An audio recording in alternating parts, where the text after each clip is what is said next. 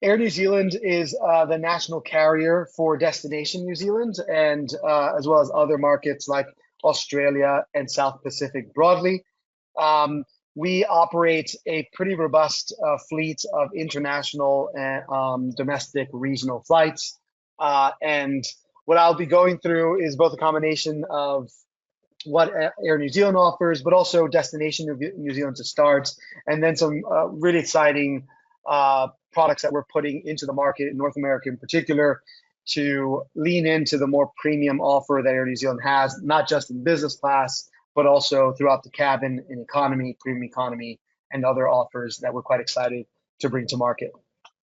One thing that a lot of folks would like to keep in mind is that when it comes to Destination New Zealand in particular, we are a JV partner with United, and we are a Star Alliance member. So we work really closely with United for Destination New Zealand. We have code-share agreements that not just open up the major gateways that Air New Zealand flies from, but also the rest of North America, rest of the United States, with about 56 to about 62 different gateways that connect into our hubs, and then right on to New Zealand. And then we also have robust agreements with Air Canada in Canada, as well as WestJet and a few others.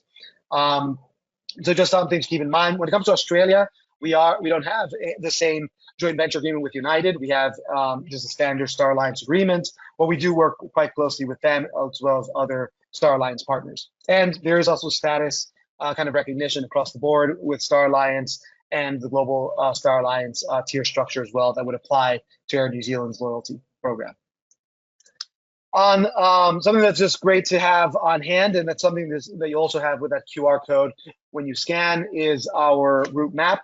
From North America, we fly out of 6 major US or North American gateways. Those are New York, Houston, LA, San Francisco, Vancouver, and Honolulu, Hawaii, all of those going direct overnight into Auckland, and then connecting into the rest of the network of New Zealand. So 9 major destinations in Australia, but 22 destinations within New Zealand. We also have destinations like Chicago, which we had to suspend because of fleet requirements or additional airplanes that were needed in last year, but we intend to bring Chicago back online in the years ahead and as new fleets come into the system. So Chicago is still a very important part of the network, and we want to support it. But as I mentioned before, we are also robust partners with United, so we have Chicago quite well covered with the other hubs. All of our fleet are 787 Dreamliners or 777s that fly overnight to New Zealand. So at any time when you fly with Air New Zealand, you'll generally start departing between 6 to 7 or as late as 9 p.m., depending on the seasonality, and you'll get to New Zealand between 5 and 7 a.m. on a Dreamliner, 787 or 777. And one thing that I do reinforce with our partners is that we're not an airline that overstuffs the planes, to put it that way. These are planes that can hold generally between 340 to 360 passengers, and we generally average about under 300 seats in these larger aircraft, leaning into that more premium offer, more space on the plane, more room for comfort that we want travelers to have access to in our network. And when we look at the market to New Zealand, I think I got stuck here. There we are. One thing that we like to just reinforce is that for those who aren't aware and some like context on Destination New Zealand, New Zealand is made up of 2 islands, a North Island and a South Island, pretty straightforward. North Island is where you get more of the city centers, shorter drive times, more populated centers, and kind of beach coast areas in the north, similar to the Caribbean. South Island is where you have larger kind of alpine destinations, very robust kind of natural landscapes, these kind of arresting images that you see in New Zealand. You see the South Island. The whole country is about the size of Japan or California. Only has about 5 million people, almost 4 million up in the North Island, about 1 million in the South Island. So a lot more space in the South Island, but throughout the country, you'll have plenty of space because New Zealand isn't very populated, and it's almost a national park, whether you're in the north or south. Just some context on items on Destination New Zealand before we get into the weeds of the airline. As I mentioned, big contrast in the North Island, glacial landscapes and geothermal areas in the north and beautiful beaches. Meanwhile, in the South Island, you'll have more of a broader landscape kind of immersion space where if you don't want to see any humans, you won't. But if you also want to enjoy time with kiwis, both the birds or the humans on the ground, you'll have a great time doing so in either part of the country. So as I mentioned, major scenic landscapes in the South Island. From destinations you could immerse yourself in, like hotel cabins, to more Uber 5-star destinations further south in the valleys. Or if you want to find special locations in Kaikoura, small beachside towns or small townships, you can find out throughout New Zealand. Something that we get asked regularly is when's the best time? The reality, it's more of an understanding of when your traveler wants to be out in New Zealand. High season is generally November through March. Peak kind of season is December, January, February. But we do tell folks, really depending on the interests of what folks like to do in New Zealand, there's a time for everyone. The climate is quite mild in New Zealand, in that even when you're in the South Island in the deep winter, you'll still have 60-degree weather up in the ski regions in the middle of the day. Early mornings, evenings will have frost, and summers, even though you'll hit 90 degrees, you won't have that overbearing New York City heat that I'm dealing with in the last 3 weeks or last few weeks. It's quite mild throughout. For folks looking for a bit more value or time when you could go to New Zealand that isn't as busy, we do suggest the autumn and spring. Wonderful times to be in New Zealand. Great value for spend when you're on the ground. You kind of avoid the big traffic and crowds, but also you have all the infrastructure of high season. So March through May, great time to be in New Zealand, where great weather, but you won't have the major crowds. The same is true for September, November, and you get to see some of the foliage and seasonal changes. Just some context there on destination New Zealand. Once you're in New Zealand, though, the big investment we tell folks you make is to get out there. Flights, the longest flight that you'll get out of North America is out of New York, about 16 and a half hours to 17. And then in the West Coast, it's about 11 to 12 hours, whether that's LA, San Francisco, or Vancouver. Same is true for Houston, average about 14 hours with about 12 to 13 hours of flight time. Once you're in New Zealand, though, the longest flight you'll take is generally into Queenstown or even further south into Invercargill, which is about an hour and 55 minutes. Total flight time is actually about an hour 30. So you'll leave New Zealand, or Auckland rather, about 9:30 in the morning. You'll be able to be in the ground and at your hotel by about 11:30. New Zealand, unlike most other countries or in North America, you don't have to be at the airport 3 hours in advance to check in to get to a domestic flight, or 2 hours. 40 minutes is plenty. You'll actually be there before the crew. So we tell folks to plan accordingly. If you're getting there 2.5 hours before, you're spending too much time at the airports. Great, we have beautiful airports, but we want folks to spend more time enjoying the city centers. Even during peak season, probably buffer an extra 20 minutes to get into, say, Queenstown Downtown Airport, or 40 minutes to get to Auckland, but you don't need as much time to move around. Very safe and very automated systems allow us to have check through and baggage and little things that make the experience a bit better by spending less time at airports. So a quick note and shout out to Tourism New Zealand, because we do work very closely with the tourism board.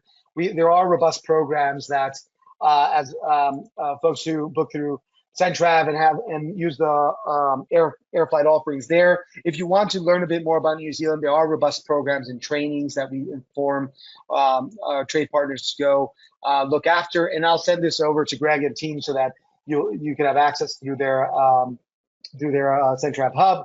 The idea here is that there are a lot of resources, either through the airline or tourism board, that you could reach out to, so that if you've got a training or want to learn more about New Zealand, you could do so.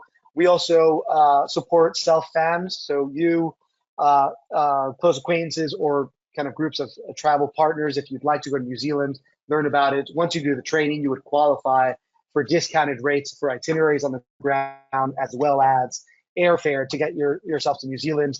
You know what your clients want, and while we can support with FAMs and we invite folks regularly, if you know what your clients want, you can customize those itineraries, speak to the partners and operators themselves. Centrav has a robust relationship as well that they can lean in on. But the idea is that you get out there and we'll support you so that you can learn about New Zealand when you're planning your trips for clients in the future. So there's a whole host of resources there for our travel partners.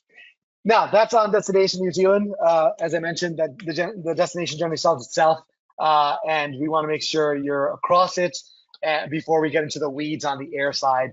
But when it comes to Air New Zealand, we do have really exciting products, and we want to make sure our travel advisor partners who booked through Centrav are across it. As I mentioned, there are 20 plus destinations in domestic New Zealand, about 9 destinations in Australia, with destinations growing as well, right? We recently announced Auckland, Adelaide, so I think we'd be going into 10 destinations, and then seasonal routes like Tasmania and Hobart and similar destinations that we continue to invest in to other parts of the Pacific for markets that we find important. There are also destinations like Fiji across and Bora Bora, Cook Islands across, that are great resources that we can support with our fleet in regional New Zealand and Australia and the South Pacific. So as I mentioned, we fly all 787 and 777 Dreamliners. There's an image of what looks like heading out to New Zealand for the 787.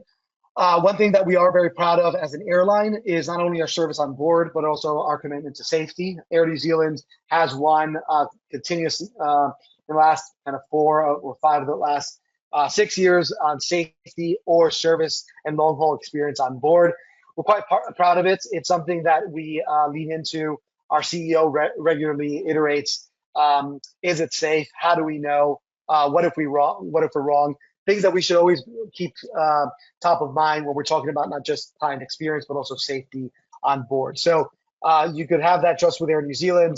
Everyone is keen to support a very great experience on board, but above all, making sure that the experience is safe to start. So through the last 4 years, we've led the efforts there. We've also led experience and in-flight awards. Generally gets oscillated between ourselves, Qatar, Singapore Airlines, or Emirates, and we're quite proud to be kind of in the running up or in competition with very staid airlines in that space. When it comes in between, by the way, you'll see some of these very beautiful shots of New Zealand. I'm not just continuing to sell Destination New Zealand, just that we have very beautiful pictures. So I thought as a transition slide, instead of having another airline product, we'll captivate you with some very beautiful images of New Zealand, FYI.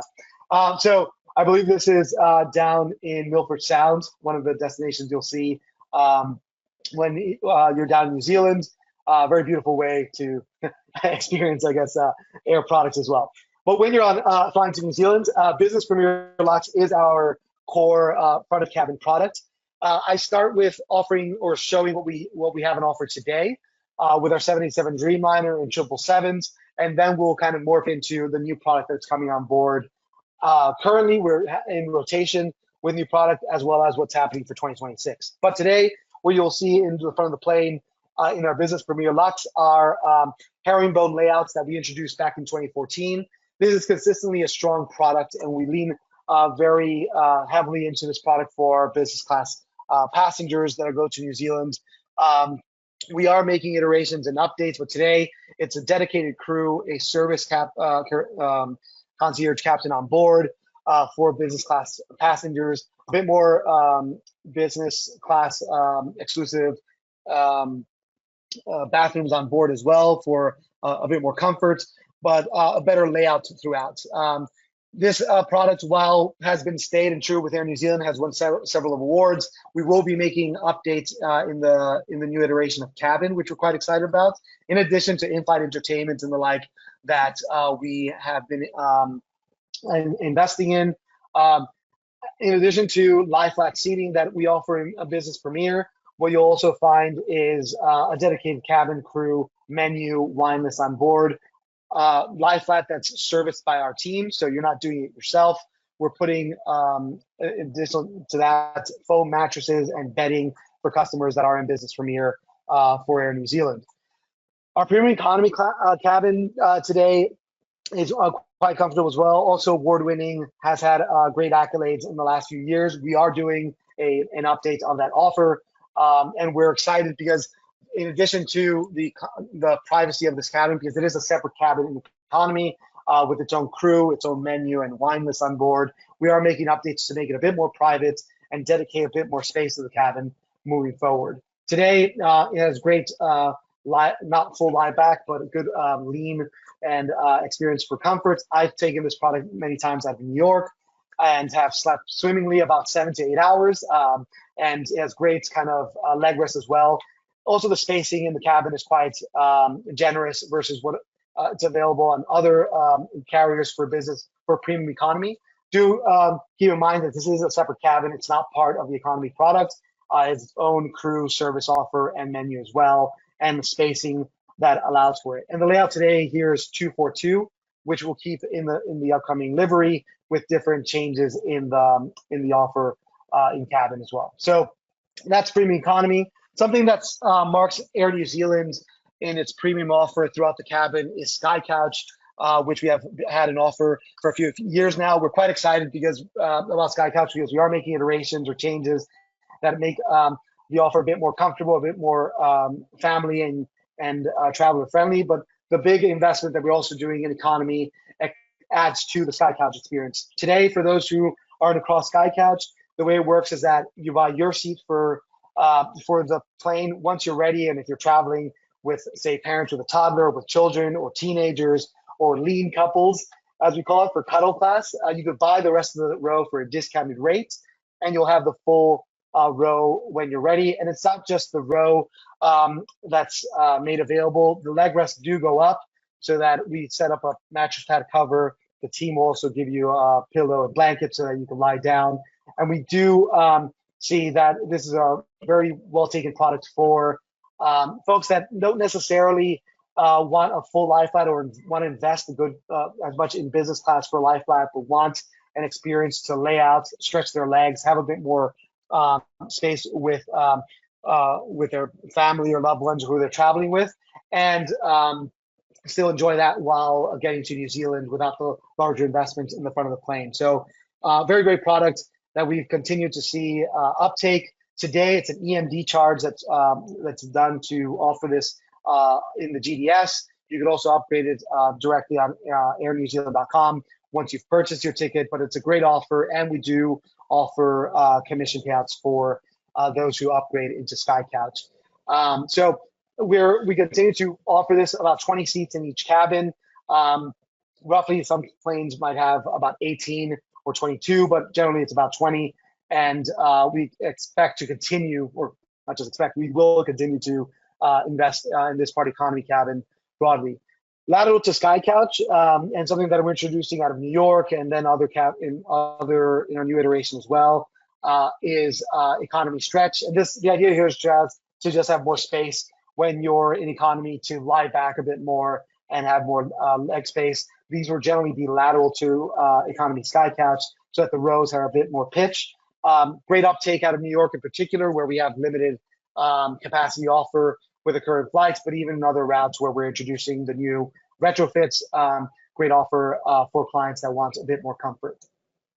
So whether it's Sky Couch or Economy Sky Nest, as I mentioned, you can offer this in the GDS as an EMD upgrade charge. In the case of Sky Couch, for Economy Stretch, it's pretty much a seat assignment as you would with Sky Couch in the cabin to set up clients that would like this product.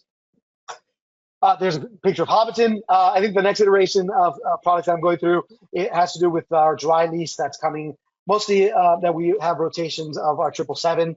As I mentioned, there were earlier flight limitations that resulted in, say, temporary suspension of our Chicago flights that we are still dealing with because there are limited planes. The good news is that we do have a rotation of fleet that's coming in. In the interim, what we're doing out of Houston and out of Vancouver, and I believe LA and San Francisco, is we'll have a rotation of the 777 that today we're dry leasing from Cathay Pacific. Very similar in offer to what we have in business class, with the exception of that it's more kind of private pods that you would see kind of in Delta One or United Polaris for the 777. But we will be using this plane as we introduce the new rotation. So you'll see this, as I mentioned, in Texas, and some rotation out of other West Coast hubs. Some of the rotation also allows business preferred seating that's a bit more spacious, private cabin seating out of our Houston operation, and when it's in rotation out of the West Coast. A bit more generous layouts, more seating in business class. Generally, our rotation out of New York or the West Coast of our 787 Dreamliner has about 42 seats. For the 777, we're looking at about 56 seats and about 30-ish to 42 seats in premium economy, where we'll generally have about 29 or 32 seats in our standard equipment. So more seating, more space in the front of the plane. As I mentioned, this is in rotations, just more of a top of mind to have of additional fleet offer that we have out of Houston and in rotation in addition to our 787 Dreamliner. Here's a great image of Queenstown out of the Reese Hotel.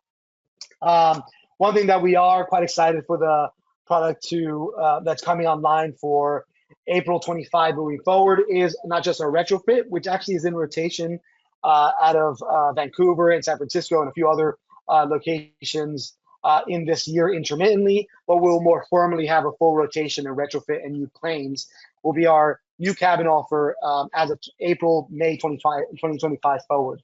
One thing that I'm quite excited about is that at New York, we'll have a new plane for kind of late spring into the summer moving forward. And that not just offers a new flight experience, but a lot more offer experiences in flights, not just in business, as I mentioned before, a lot of investment happening in premium economy and economy that we're quite excited about because it does lean into not just Air New Zealand's premium offer, but that's for families, for travelers that want to diversify where they're spending in the cabin. We're leaning into those experiences. So in Business Premier, what we're doing is adding a section called Business Premier Lux. We're expecting the front of the cabin to have two sections. The front row of about 4 seats to a total of 8 seats would have this Business Premier Lux offer for individuals or couples or divorcees, however you'd like to cover it. The idea here is that you'd have more space in front of the cabin for individuals that want a bit more privacy and a space that starts to compete a bit more with those first class or private cabin suite offers that we're seeing with long haul or ultra long haul flights around the world. So that's Air New Zealand's iteration of it. We call it Business Premier Lux because a Kiwi cultural item is not calling things first class or private cabin suites. The idea is that everyone's sharing the plane, no matter where in the cabin you are. There are offers or experiences that are different. But as Kiwis, we're quite egalitarian, and we want to kind of lean into that offer that you'll have a space that's a bit more private, but you're still in a space that's offered by Air New Zealand. So it's a cabin and plane that's shared. But for those that want a bit more privacy, either Business Premier Lux or Business Premier, we do have those offerings, a bit more space, still full lie flat in business class to New Zealand. Full lie flats that offer mattress bed cover and bedding, mattress bed phone cover for more comfort, and bedding that is serviced by our team. Lie flats where you have a bit more space overhead. Some of the feedback from other carriers with the lie flat is that you kind of submerge into the console in front of you. Doesn't really happen in the Air New Zealand flights. Pretty much you just have your feet or ankles under the TV console or in-flight entertainment, but kind of more space overhead. Great investment that we're doing in premium economy, as I mentioned earlier, like investments happening throughout the cabin in both our retrofit and new plane is these cocoon chairs that allow a bit more privacy. In the current fleets, if you fall asleep and you don't know the person next to you, you might wake up staring lovingly into their eyes. In this iteration, I won't have that problem because I'll be cocooned in.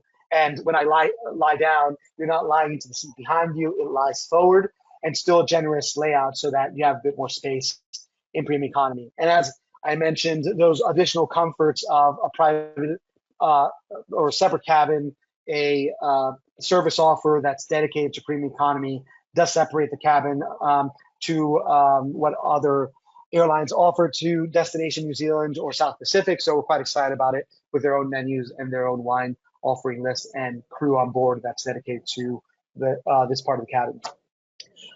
There's a video on what Sky Couch setup looks like. And the great thing for Sky Couch is that we are leaning into this space, in particular for the new iteration of our flights, both the retrofit as well as the new planes coming into New York and other parts of North America.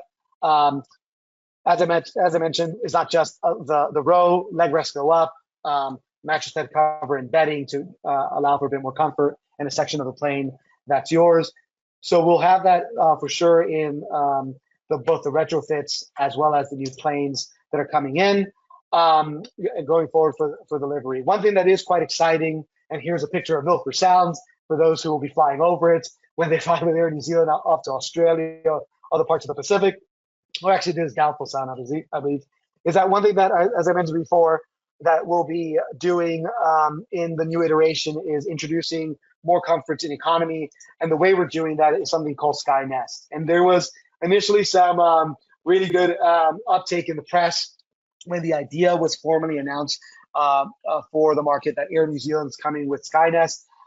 This is indeed coming with our new flights out of New York, and then locations like out of Hong Kong, Singapore, and other parts of the South Pacific, where we, in addition to our Sky Couch, Sky Nest is another offer in economy where you would be able to have a lie flat option in addition to your seats. So a lot of folks will ask, hey, how does this work? Am I strapped down to a bunk bed for the full flight? No, for takeoff and landing, you'll be sitting up as you should. For health and safety reasons, as I mentioned, we're always keen on safety. But when it comes to economy Sky Nest in particular, the idea is that you'll have your seats in economy, and then for 4, 8, 12 hours, whatever you upgrade into through an EMD or seat assignment upgrade, you will have is coming Sky Nest the way you would have Sky Couch as a lie flat option in economy. So for individuals, for couples, for families that want a bit more kind of options to lie down, there's a great offer.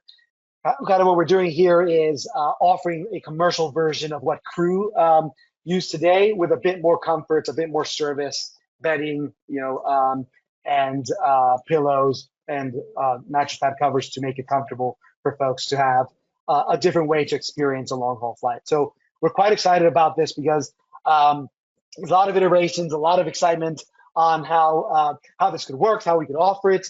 But the idea here is that in addition to 42 business class lie flat options, or up to 56 business class lie flat options, about 20 Sky Couch offers, and 12 Sky Nests, you'd have anywhere between 30 to, sorry, I'm skipping around, 30 in economy, 32-ish lie flat options in economy, 40 to 50 seats. We're talking at about 70 to about 80 or so seats that are full lie flat in the cabin that are not just all in business class, leaning in again to having a more premium experience for families, for travelers, for those who want different ways to experience ultra long haul flights to the South Pacific with comfort. Something that I also wanted to mention, I think we still have a good amount of time, is there's a lot of chat about how airlines and emissions in particular. That's my kind of product. But how airlines in particular are offering or kind of mitigating their carbon emissions, their sustainability kind of posture, how they're engaging their CO2 emissions outputs as a carrier. If we're absolutely honest, it's a position of not just the industry, but in the case of Air New Zealand, we know that we're not at the front end of this because we are a net carbon emitter. But there are things that as an airline you can do that really speak to your priority in the space, but also what part of the network where you can make material inroads, you can make investments to make changes. And one thing that's quite exciting, and I'll let this kind of play in the background because it's a good amount of content and goes through it, and I'll speak over it, is back in 2016, 2017, before the pandemic, Air New Zealand saw that there was a need to see what part of our network is probably viable for this space. And one area that we do know is viable is the domestic network, because most of the flights domestically don't have a range of more than 180 kilometers, call it about 120 miles.